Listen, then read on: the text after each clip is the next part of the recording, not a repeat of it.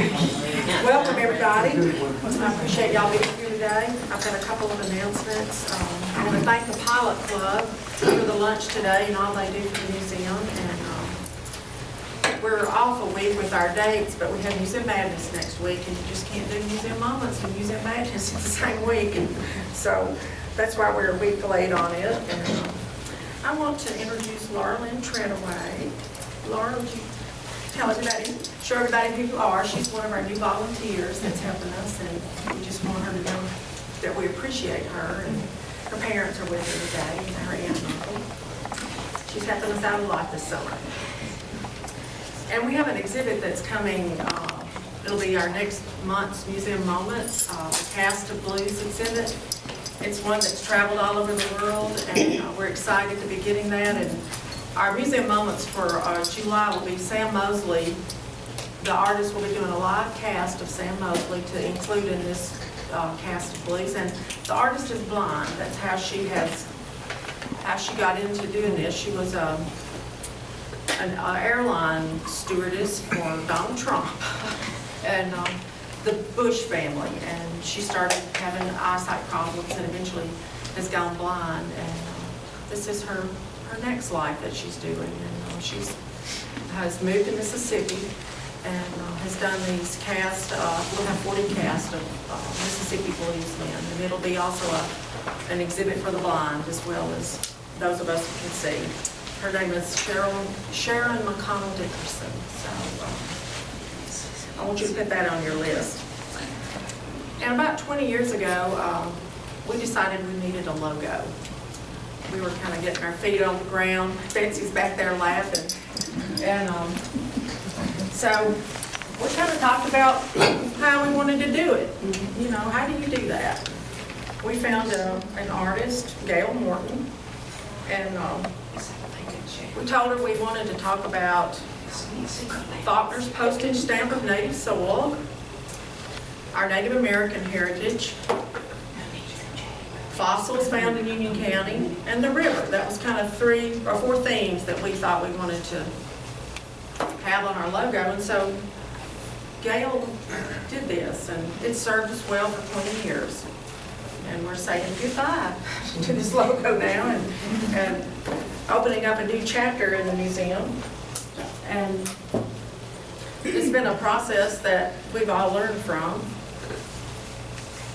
And so today's a big day for us, the unveiling of a new brand. It's a process that we began probably in October last year.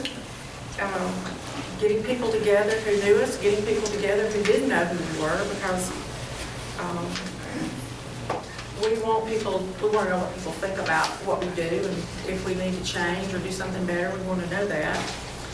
And that logo you've seen in your mailboxes if you're members of the museum thousands of times, because you know I'm a big believer in sending things out to you. But today we're starting a new chapter with the help of Mississippi Hills National Heritage Area Grant and some private donations. And Paul Mitchell is the president of White Line. Is that how? The president of a company of 3, yes. We'll just go with owner. How's that? Okay, he's the owner of White Line, and he's working with us on this. And it's interesting the process that he's gone through to create this brand and identity for us. So take it away, Paul. Thank you, Jill. All right, so like Jill was saying, this is really not about change, it's really about evolution. And that's when we build a brand, especially for anyone in the nonprofit sector, but even more so for probably the most exciting thing I've ever branded before, a museum. Because I'm an artist. What we do is art in theory, but what it is psychological art. So how do we make something that gains attraction, get somebody to care about a product, a service, a place, people, a thing? That's what branding is. So everything that everyone in this room consumes and does every day, the things we buy, the places we interact with, the places that we go there in large part because something spoke to us. It gave us a gut feeling. It made us react, either sometimes positive sometimes negative. Those are the things that maybe we don't choose. But that is how branding works. That is the effect it has on all of us every day, whether we realize it or not. To be perfectly honest, a lot of us don't realize we're being talked to and spoken to and conveyed a message or conveyed a feeling to. We just react to it, and we choose what we choose. And that's kind of the fun part of being a consumer, but it's also really the fun part about what I do in trying to find a way to get you to care about something and to get an emotion and get a feeling and get some type of realization for what a service does, but more importantly, why they do it. And that is the one thing when we talk about brand or a message behind an organization, especially this one. It is not about what this place does necessarily. It's about why and how they do it. That's how you get people to care about something. It's about the culture from the area. It's about the passionate leadership that goes through and keep trucking away and trying to form this organization to do great things and promote the arts and promote culture and all the things that happen within these walls, because they're fantastic. So it's up to us to interpret all those things and tell a story visually and from a messaging standpoint that people will look at as if they're looking at a retail brand, as if the things that you consume every day. We still want someone to view something and get an emotional reaction out of it in order to care about it, in this case, visit it, and ultimately support it in one shape or form. So what you're about to see is, like Jill said, it is a lot of work, a lot of research, a lot of asking questions, and all of it, while on the surface, you're going to see a logo. We are replacing a logo, but what we are replacing it with is not just a logo. We are replacing it with a complete brand system. And when I say that, it's going to go well beyond this. There's going to be all kinds of other elements that help tell the story of what happens here and why it happens here and the things that have happened here and the history of the area. So you'll see things coming up that go well beyond just one mark. Because one mark, while the current one told part of the story, but it can't tell every part of the story. It catches some symbolism, but it can't catch everything. And so when we develop what I call a brand system, it is really about storytelling. It's making something flexible and adaptable, so then when we have to explain a certain exhibit or a certain medium or a certain time of year, we have solutions beyond just a logo that can do that while still maintaining a consistent system that ultimately people can recognize. So when it comes in your mailbox 1,000 times, you know it. You know where that's from. You know what it's about. And you're interested in opening it every single time because there's always going to be something different to explain. So what we're going to dive into is looking at the logo system, some of the brand elements, some applications of that, but we'll really talk through a little bit of why it is the way it is and what it means, because that is the main reason why we are doing this. But first, I'm going to turn the tables a little bit on you guys. So can anyone in this room really tell me, when I say brand, a lot of people have sometimes a misconception of what that means. And so I said things about caring. So when I say the word brand, who can tell me what a brand is? Something to step on the cow. He's not wrong. He's not wrong. Okay, from the commercial perspective. From the commercial perspective, as far as us being consumers, what does brand mean to somebody? What do you think it is? Identify. Okay. So from the physical standpoint, when someone says they're branded, what does that mean to you? Ownership. It's a name, brand cows. Yes, yes, and yes. So in theory, a lot of people though will say a brand is a logo. A brand is a stamp that we put on it. Not false as well. But really, when we talk about brand and we try and also interpret it visually, what I feel brand is Jill, brand is Betsy, brand is all these people that come together and make this place work, and it's everything on the walls. It's everything that comes through here. It's every artist. It's the culture. It's the area. It's all these things coming together. That's the brand. Because I can only put so much window dressing on something. So if the service itself is not engaging, is not thought-provoking, and ultimately is not something that people want to get behind, then it doesn't really matter what logo we put on it. And so that's the thing, is it has to have great people and passion behind it. And luckily in this case, we have a lot of that. So it's really a lot easier for me to explain all these things visually. So that's really, like I say, the fun part is always like for people to know really what brand is, theoretically and emotionally, that it is really a gut feeling. It's a feeling you have about something or someone, a service or a product.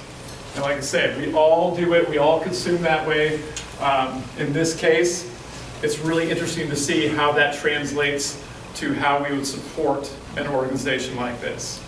And the cool thing about doing a museum, because it's my favorite thing to brand, to be honest, like I say, it's art. And so what you're about to see is actually a brand that is art as well. That can be modular, that can become art in any form. So, you guys want to actually see something, or you want to keep talking? Let's get to it. So first things first. So, while visuals are fun, we also have to say something. We have to have a tagline. We have to have a core message that gets people to understand what happens here in a quick and condensed way. I always equate this to, what is our Just Do It? What's our Nike slogan? So trying to figure out how to match the efficiency and the feeling that a Just Do It gives you. It gives you an emotion of speed and inspiration and tells you to get out there.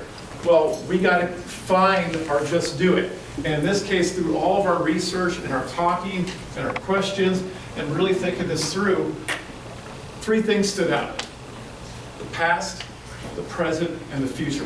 What is the past about in this area, in this museum? What are we doing currently to keep it relevant?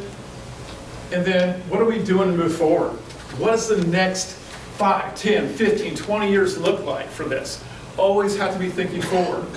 So we want to encompass those 3 things. Past, present, future. Take it in. That's what we want people to care about and consume. We want people, we want children, we want everybody to understand the culture and the history of everything that is displayed here. We also want people to be in the now, but we also want people thinking forward and caring about what is going to be in the future. What is going to happen? What do we need to be thinking about in order to keep moving this initiative forward? So that is going to be our core message, our tagline. Past, present, future. Take it in.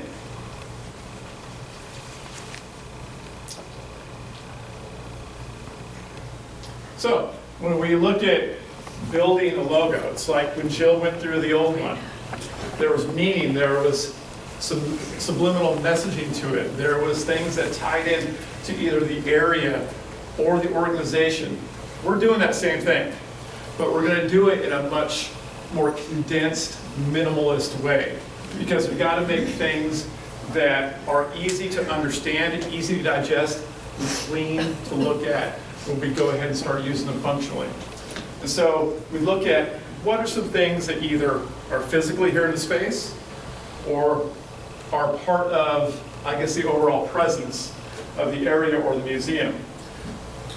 We have a garden out back.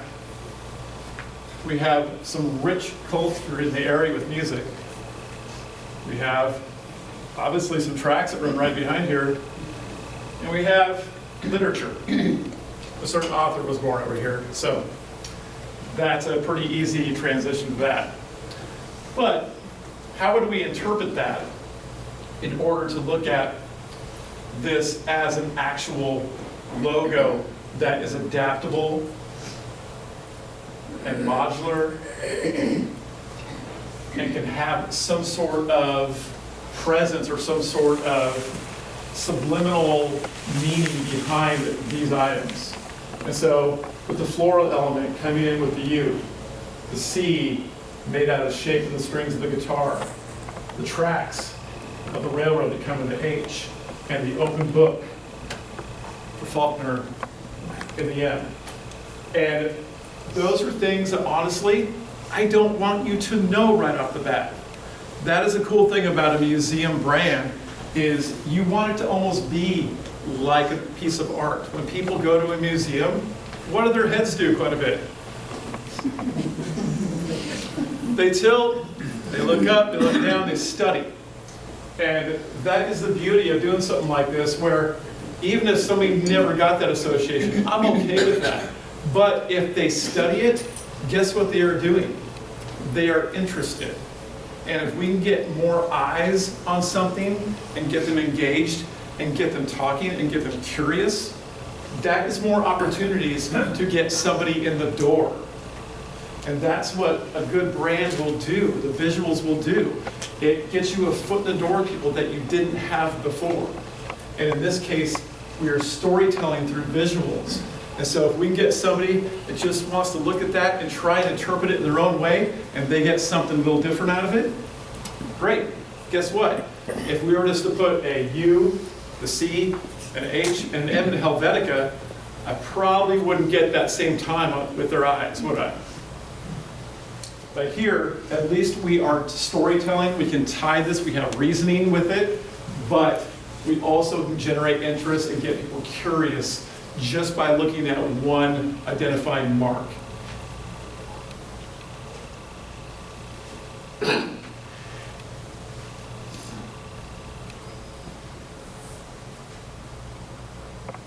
see when these bundled items come together. So this will be the lockup, what I call the horizontal lockup of the brand. And so this is basically going to act as the new museum iconography brand. And you see just like behind me, there's a vertical. So we always build a brand system that is adaptable. Because I'm sure all of us in here at some point or another have been to a website where you see a logo in the header about this small and you can't read it, you can't tell what it is. It happens. So we always want to make sure things are adaptable for every single medium that they're going to be consumed in.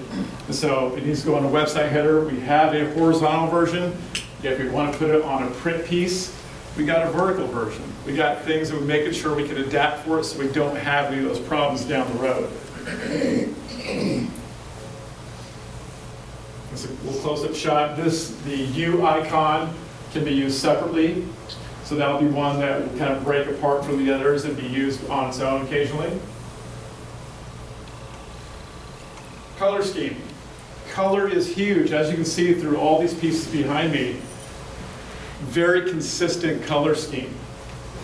Color scheme was actually derived from William Faulkner book covers.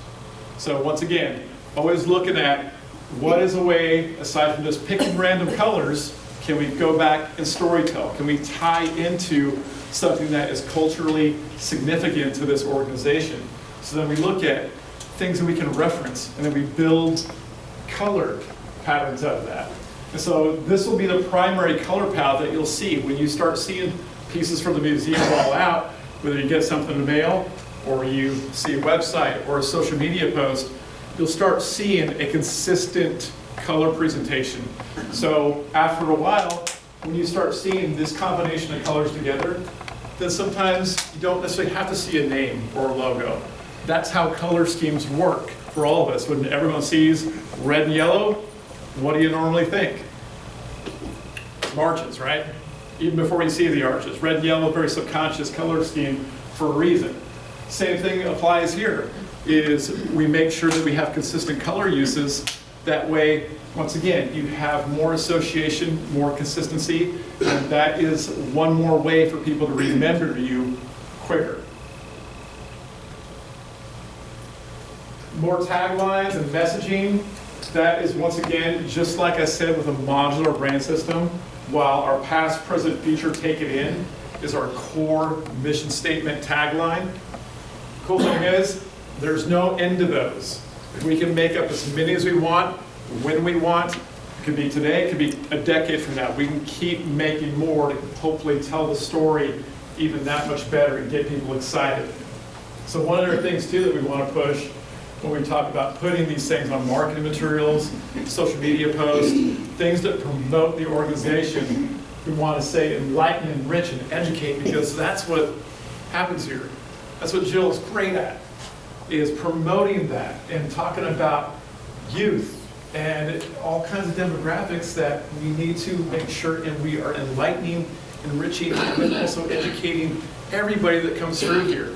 And everyone is getting something out of this place when they walk out the doors, or when they even interact with it outside the doors. That's what this is about. It's also not just about people coming in here. We want people on social media and online to experience this in relatively the same way, so they are interested enough to come in here. So we got to make sure and tell some of that messaging and tell those stories and get them out there in a consistent way. Some of the other things we've developed too, if you look, this is actually the shape of the county that we use as a graphic element.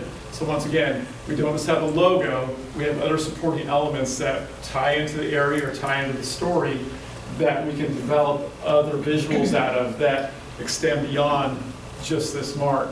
And so we actually have developed this little for some of the youth exhibits or youth programs, this little feature artist Union Co. mark, kind of their own brand that they can kind of own, which is always fun. Because I know I have a kid, he likes to own everything.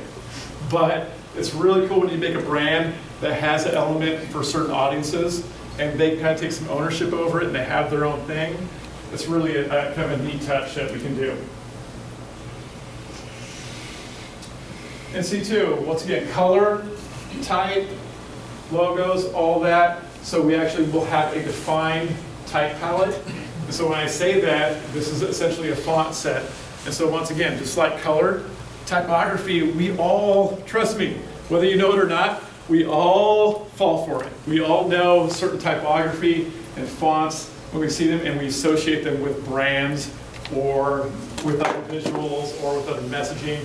And our minds pick up on it whether we realize it or not. And so once again, then we have to have a consistent brand system using consistent fonts. So when we look at social media posts, we look at a website, we look at promoting an exhibit or a program, or we have an event, then all that messaging is explained in the same styles. So once again, we gain that consistency and that recognizability that much quicker. You see how some of those are used in body copy and headlines. So, someone here is probably wondering, well, what about our name? We also have a name. Yes, you do. So we want to make sure, and when we look at actually setting the name for a museum, it's like almost when you go to more modern museums in larger markets, the Chicago's, the New York's, the Nashville's, the Portland's of the world. Typically you will see museum branding done very minimalist. There's a reason for that. It's because we want stuff to be clean and consistent and quick to digest, so we can get to the fun stuff. This doesn't need a lot of fluff. We just need to be clean and condensed and easy to read and easy to apply when we need to use it. So you'll see this is simply set in just a nice clean sans serif, and then once again, modular. We always have a way to solve for every problem we're going to have, whether it's digital or print, with vertical lockups, center lockups, and left-hand lockups. Now, this is where I have fun with the museum brand, is the cool part is then you can take a shape, the brand shape itself, and then it can become art. You can make anything with inside of this. That's the fun part. So when we were talking about explaining an exhibit, an artist, a medium, a program, anything, then it can live and breathe within inside our own brand. So then it actually gives the the subconscious idea that when someone views this outside of these walls, then they can get an idea of what is actually going on here, because this is our brand shape that we've associated. People can recognize that, but then we can also put in whatever is going on here at that time. We can customize our own brand to make it art. And that is the really exciting and cool thing about a museum brand, is it can become whatever we want it to be. So whatever medium, whatever exhibit, whatever artist is going on, they can plug right into our brand, and we house that medium visually outside these walls. So we're literally doing the same thing that happens here physically, we're doing it digitally. So we can make our own things live and breathe inside of our own brand system. That makes it really, really fun. We're talking about sculpture, we're talking about Faulkner. Say we have children do a Lego exhibit. Boom. We can explain that through our own brand system. That makes it really great and fun to work with.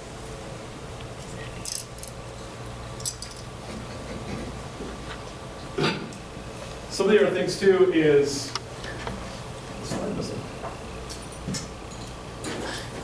when we develop a brand system too, we also look at what are the supporting elements. Like I said before, we have our Union County icons, and also too, we gotta have more things beyond just a logo and type and copy to go ahead and tell stories, but also make these things interesting. So we are laying out maybe an invitation for an exhibit, or on the website, or social media, or anything. We gotta have a little bit more to work with design-wise. But once again, also storytelling. There's always a method of madness, trust me.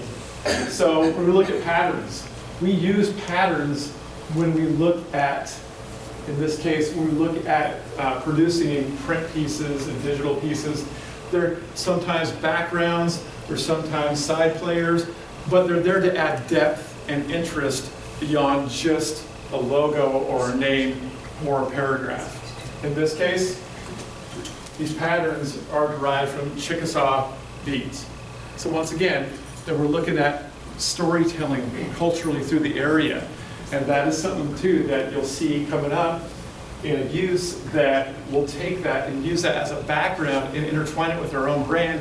And then we have this wholesale effort of everything that you're seeing has some sort of relevance either to the area or to the program or to this place.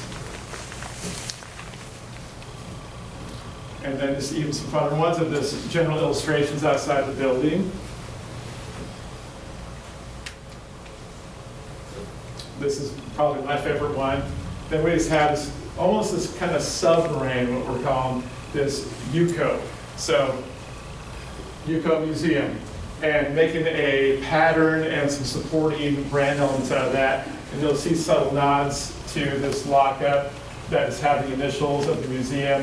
New Albany itself is mixed in there as well. And you'll see that it's almost like developing a wallpaper of sorts. And once again, we can use that for whatever we want to use it for. We have that option. And once again, it kind of gives a little bit more personality and depth to the museum. It also story tells a little bit about the area.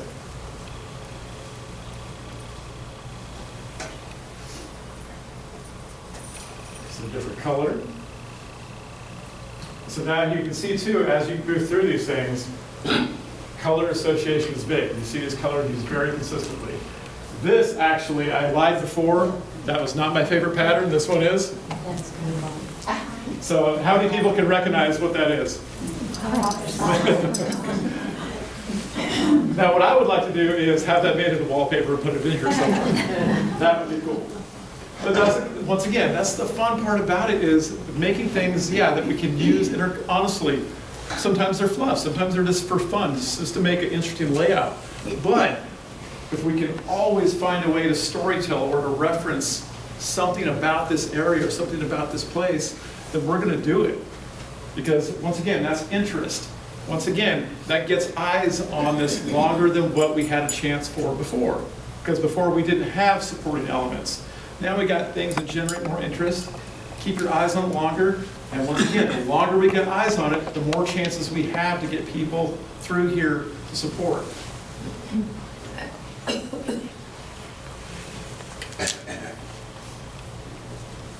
You'll see the iconography. So we talk about signage on the building. So all this stuff is not going to live just digitally or in print. Physically, that's going to be a big application that we'll start exploring how to do that. But this is showing an example of if we produce that icon in three-dimensional form and put it on the building or walls, things like that, it shows us roughly how it can come to life. And that's, once again, that is why we build iconography like this, where yes, it looks very simplistic in the lines and the way it's built. That is for a reason. That is on purpose. It's not because we couldn't think of anything else. It's because we have to make sure that we can adapt it for all mediums. And so while something may be able to print on an envelope, we may not be able to reproduce it for signage correctly. And so that's why we've got to build things that have more of a minimalist mentality to them and clean, so that we can go ahead and replicate them in any type of material or application that we need to. Once again, looking at the word mark and three-dimensional type, wayfinder signage, if we can put those throughout the space. It's once again very clean applications. Let everything in here do the talking.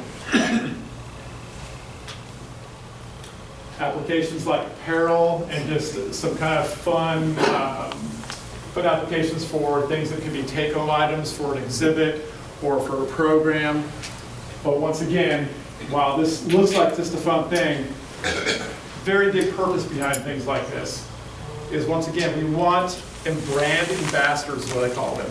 So anytime we can get somebody outside these walls with this on their chest or on their back or over their shoulder, whatever it is, if we can get them out there and get that brand seen, that's one more conversation that we potentially didn't have before.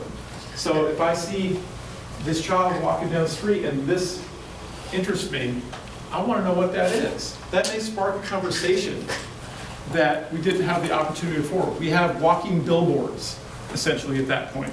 We have people that can carry items and things out there publicly outside these walls that can bring that brand consistency and that presence about what goes on here out there to an audience that we didn't have before. And once again, the great part about it is if doing things like this can spark a conversation with somebody, that is a conversation that we didn't have to go door to door to do. We didn't have to put out a mailer to do necessarily. We didn't have to rely just on the simple ways that we always have of having people coming through the door.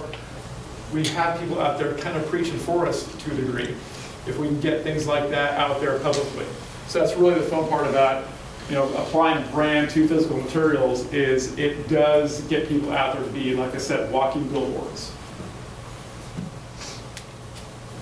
And looking at just promotional pieces, so this is an example of, if we were to look at basically promoting an exhibit or promoting the museum in general, looking at how do we do that. Now you're seeing some of these elements, how they would live and breathe together.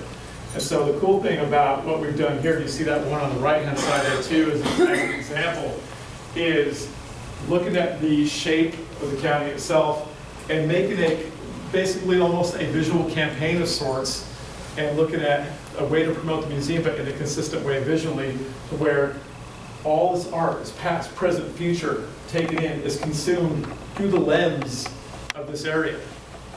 So it's almost where tunnel vision, we want people to see all this through this area. And so that's just a visual way of conveying that. Let's get more walking billboards, and this is where that little feature artist, little brand comes in.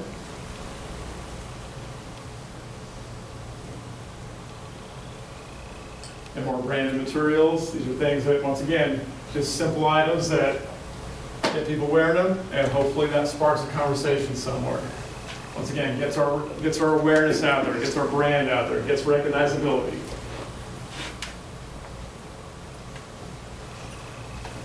Here's where it gets really intricate. Websites. So we have to have a really engaging online presence. And so you can look at here, so almost treating a website, once again, like it's a canvas. How can we apply all the things we need to apply to explain what goes on here, but do it in an engaging way that keeps people on a site longer than what they normally would have been. And that is the ultimate goal of any website, trust me. But especially in this case, if we can tie in our brand visuals, our color, our type, all these sort of things, the style, and then put it all in one home that people can go to, that they don't necessarily physically have to be here yet, but they can get a gut feeling about this place and what it's about, then home run for a website. And so, but we can explain exhibits, programs, people that are taking part, all these sort of things that go on here, and do it in a fun and engaging visual way. Now, this is a really great example of seeing how all the color and the type and the iconography, all that come together.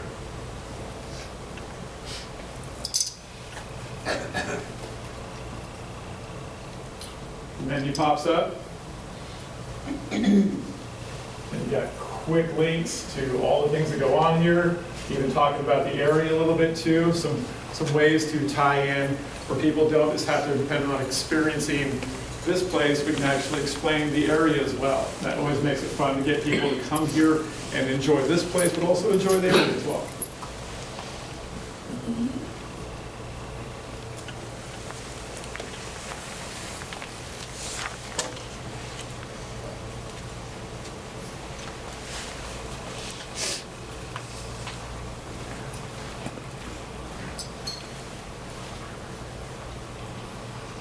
Once again, looking at ways to promote events, programs. Once again, this is looking at just an example of how we would bring all these brand elements together to make consistent marketing and awareness materials in promoting an exhibit or an event. Once again, everything is through the lens of the county, and has our brand, has our type, has all these things that, once again, the reason why we do this is then not to create a bunch of gray area down the road. So when we have the question of, well, how do we promote this exhibit? How do we promote this program? How do we lay this out to get people to care about it? Well, we have the toolbox now. We have the color, we have the type, we have the shapes, we have the patterns, we have the icon, we have messaging, we have all these sort of things that basically this has to be brought together in a way that is engaging to tell the story. But the beauty of it is that whatever the next story is, whatever the next program is, then we can do that again, and we still have the same elements to work with, and they're very modular. We can still build, but build consistently. And that is the really, not just fun part about a brand system, it is really the vital part about one. It's being able to adapt, but do it consistently. So giving everyone the proper tools to work with. And so there's not a lot of this when we have to try and explain what goes on here. Just another example.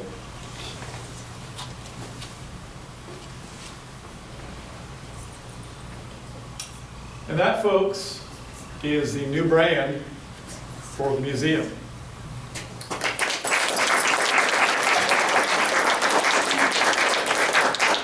I'd be happy to answer any questions. Oh, please, somebody, come on. I know you've got it. How soon do you plan to implement this program? That's our next step. So to figure out when do we want to start using it, to be honest, very soon. So we'll probably do what we normally do in this case, especially in something that is this diverse and has this many applications. Will probably be a little bit of a phase-in plan because we'll have to account for physical things like signage and things like that. But, Carry out bags and so forth? exactly, yeah. But as far as like digitally, getting on social media, getting on print pieces, invites, things like that, stationery materials, we can start doing that very soon, and then at least start having it roll out in a phase plan, and then as soon as we can get kind of the whole big picture done, then we'll do that, yes. The goal is to kind of get it out there and start gaining that recognizability. Come on, people. What about the website? As far as when that can roll out, Yeah. that would be something we'll determine with Jill and the staff as far as when we can go ahead and do that. But as far as how we would normally build that, it's pretty, to be honest, a pretty efficient process. We already have a design down for the most part, and so it's just a matter of plugging in content and making sure that we have all the bells and whistles on it, all that type of stuff. I really don't want to have a hand in, but I got to. But yeah, those things can come together pretty quick too. Yeah, really the bulk of this is building the brand itself. That is the hard part, to be honest. Because while you're seeing visuals out here, and it's great, this is really, we are psychologists when it comes down to it. It's all about how do we get somebody to understand and ultimately care, or even be curious. And to be honest, when it comes to a brand, curiosity is just as important as caring. Because I want people to study and just, even if they don't quite get it yet, at least they're interested enough to keep pursuing it. And that is, honestly, that's how the best brands in the world succeed. They get people curious enough to care, or curious enough to keep pursuing. They don't turn them off. They have enough going on to keep people engaged. Any other questions? Do you have a specific plan and goal for generating revenue with merchandise? This will generate $1 million tomorrow. I'm sure it's a serious question. Yes. I mean, the museum is free, people come, it's free. Yeah. So do you have a plan so that everybody who comes here will leave $10.07 on average for merchandise, which would be terrific? It would be terrific. Do And you have such a plan? no, we do not, and not defined plan, but that only part of it, once again, we got to work at and see from a budgetary standpoint, all those sort of things, what do we want to produce that we think is going to be beneficial and going to have a good ROI too. So that is a plan that we will develop for sure. Great question.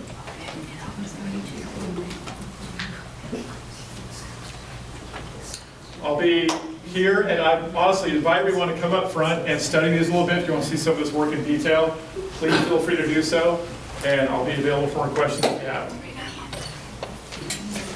Thank y'all for coming. Feel sad, lean on me when times are bad. When the day comes that you are down in a river of trouble and about to drown, just hold on, I'm coming. Hold on, I'm coming. I'm on my way as your lover, and if you get cold, I will be your cover.